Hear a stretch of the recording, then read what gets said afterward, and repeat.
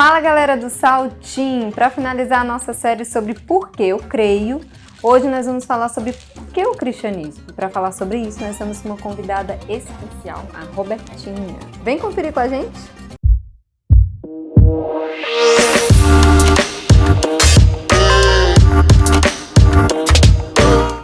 Por que o cristianismo? Será que é mais uma religião dentre as 60 mil que existem no mundo todo? Será que é mais um conjunto de pode ou não pode que eu devo seguir? Então, nós sabemos que o cristianismo ele tem mais de 2 bilhões de fiéis espalhados pelo mundo todo. E tem como base a fé e a confiança em Cristo como o único caminho de salvação para as nossas vidas. Ele tem se mostrado ao longo dos séculos como um estilo de vida que ultrapassa essa ideia que nós temos de religião, essa ideia de um conjunto de regras, de dogmas e ritos que a gente tem que seguir. O cristianismo ele tem ganhado muitos adeptos, mas também muitos críticos, porque é uma religião que afirma ter a única verdade no mundo inteiro. Não é mesmo, Roberta? A palavra deixa isso claro, né, Thaís? Aqui em João, no capítulo 14, no verso 6, fala que Jesus falando, eu sou o caminho, a verdade e a vida. Ninguém vem ao Pai senão por mim. A Bíblia é categórica que existe só um caminho, só uma vida e só Jesus é esse caminho para a vida eterna, né? E é muito interessante porque você falando esse momento onde a gente tem tantas opções de religião no mundo, né? De fato nós temos, mas também nós temos um dado muito interessante para observar. Das mais diversas religiões que a gente tem, todas elas se enquadram em apenas duas categorias. A categoria das religiões que são adepta os fiéis por obras ou aquela que é por graça. E o cristianismo, ele é o convite de seguir a Cristo pela graça, porque nós não temos que pagar por isso, nós não temos que cumprir um protocolo por isso. Na verdade, o Senhor nos encontra. E aí, então, nós temos o privilégio de aceitar a Cristo e percorrer o caminho que Ele nos propõe. É tão lindo isso, porque a palavra de Deus também diz, lá em Romanos, no capítulo 1, 19, que como que seria isso, né? Então, Deus seria injusto de se apresentar para uns e não se apresentar para outros? Não, de forma alguma. E a palavra deixa isso claro. Quando Deus diz lá que porquanto que de Deus se pode conhecer, é manifesto entre eles, porque Deus lhe manifestou. Porque os atributos invisíveis de Deus, assim o seu eterno poder, como também a sua própria divindade, claramente se reconhecem desde o princípio do mundo, sendo percebidos por meio das coisas que foram criadas. Tais homens são, por isso, indesculpáveis. Então, o Senhor criou através da natureza a sua glória, né? A glória de Deus manifesta a natureza, a perfeição de um Criador, que muitos cientistas hoje chamam de criação inteligente, porque há um sistema, né, que se corresponde, que funciona de maneira correta. Infelizmente, por causa da queda do homem, o homem interfere na natureza e promove toda essa disfuncionalidade. Mas na sua essência, na sua origem, ela foi criada para ser perfeita. Isso demonstra a glória do Senhor. Exatamente isso, Roberta. E é muito interessante que o cristianismo é a única religião que ela vai existir independente da nossa crença, da nossa fé, se eu acredito ou não. Porque não se trata apenas de um conjunto de regras a ser seguidas, se trata de uma pessoa, se trata do Deus Criador, se trata daquele que fez todas as coisas, que se manifestou a nós, como você bem falou, que deixou tudo bem claro pra gente. Se você sair, se você andar, se você pega o seu carro, você vai a qualquer lugar, você já contempla a própria obra de Deus diante da sua vida, diante do seu dia a dia. Então é uma religião que realmente ela tem uma proposta radical. Ela declara quem é o Deus, quem é o Criador de todas as coisas em todas as coisas.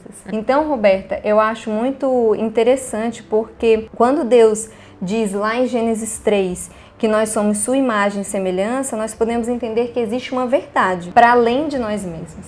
Existe algo que a gente precisa também se sentir responsável, porque se Deus diz que eu e você somos imagem e semelhança dele, nós temos essa responsabilidade de refletir o original. E quem é o original? É o Deus Criador de todas as coisas, não é mesmo? Então, Roberta, falando um pouco, né, sobre essa responsabilidade que nós temos a respeito daquilo que nós devemos refletir, eu queria assim que você falasse um pouco mais pra gente quais são esse desejo que Deus tem para a sua criação, para a humanidade. De sermos os pequenos cristos. né? A palavra, assim, de forma bem resumida é isso. A palavra fala que Deus quer que nós sejamos seus embaixadores nessa terra. A extensão de quem Ele é. É muito interessante porque desde a origem de todas as coisas, quando Deus criou a terra, Deus criou um ambiente, né? Deus criou uma casa, Deus criou um lugar para colocar toda a sua criação. Então, como a gente está falando desde o início, Deus vai revelando quem Ele é. E Ele criou família, Ele criou um povo para a gente poder andar em família, para a gente poder ser comunidade, para a gente poder ser realmente aquilo que Ele nos formou para ser, como homem e mulher, refletindo a sua glória, quem Ele é, porque o homem e a mulher carregam, como Gênesis 3 diz, os atributos de Deus. Só que nem todas as pessoas, elas creem nisso, porque a palavra fala que a nossa fé vem pelo ouvir e ouvir a palavra de Deus, e é uma decisão pessoal. Então, os meus pais que são crentes, que creem em Deus, não passa para mim por osmose, ou quando eu nasço, a fé deles.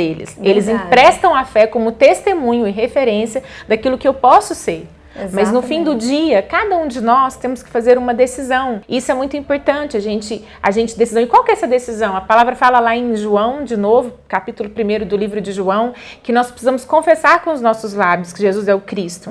Precisamos reconhecer que Ele é o Cristo. Uma vez que a gente reconhece, nós vamos andar segundo o que as Escrituras diz. E esse caminhar no meio do mundo vai refletindo a glória de Deus como luzes acesas no meio de uma escuridão. Exatamente. Quando a gente entra num quarto escuro e tá tudo escuro, e aí você não tem energia naquele lugar, é muito interessante quando acontece isso, né? E a gente tem que pegar uma vela. E por mais que uma vela não seja um grande potencial de energia, mas quando ela está acesa no meio de um lugar muito escuro, ela ilumina. E quanto mais alto você vai subir na vela, mais ela vai iluminando, maior raio de atuação ela tem. Então o Senhor quer que a gente conheça Ele. Quanto mais eu conheço, quanto mais cheio de conhecimento de Deus, mais eu vou iluminando, mais o meu raio de atuação vai aumentando por onde eu passo e a glória dele vai sendo vista. E mais pessoas vão ter um privilégio de ser incluídas na família. Deus trata o seu povo como família, de sentar ao redor da mesa e participar dessa graça bendita que nos retira o quê? Retira o pecado, porque a gente fala assim, então qual é a diferença, né? Eu aceito Cristo para quê? Para sermos livres de nós mesmos. Para que no fim do dia, eu e você, não sermos presos na nossa ira. A gente falou antes aqui, né, a nossa série anterior foi das emoções, do nosso medo, de todos os sentimentos que a gente ser guiado por nós mesmos nos gera. A culpa, a raiva, o medo, todos esses sentimentos que lá no fundo nós sabemos que não deveriam estar em nós, mas estão por conta do pecado. E isso é muito interessante, porque Deus providenciou isso para a sua criação, né? Mesmo quando ao final do dia Adão e Eva decidiram não seguir na orientação de Deus, Deus providenciou que a sua criação voltasse para Ele de novo. E Ele providencia isso por meio de Cristo, né? Cristo foi quem pagou pelos nossos pecados. Lá em 2 Coríntios, no capítulo 5, verso 21, vai falar: pois Deus fez de Cristo, aquele que nunca pecou, a oferta por nosso pecado, para que por meio dele fôssemos declarados justos diante de Deus. Então, existe uma vida de bênçãos, existe também uma vida de muitos desafios que Deus tem disponível para as nossas vidas, mas é uma vida baseada na verdade, baseada numa pessoa, baseada em alguém que pagou um preço que não precisava pagar, ele não precisava, mas ele pagou por amor para as nossas vidas, não é mesmo, Roberta? É verdade.